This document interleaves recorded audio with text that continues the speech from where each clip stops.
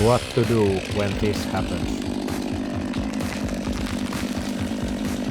We can try to move the crown of the trunk, and two methods: you can push or you can pull. And firstly, if the stem is quite small, you can use only your hands and body weight, or if it's bigger, you can use maybe tree jack.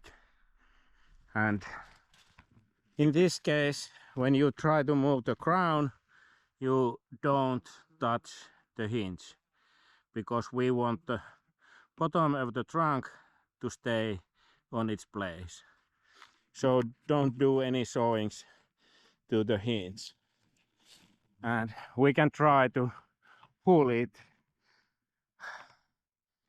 I think it's that kind of stuck that it won't go by pulling, but we try it.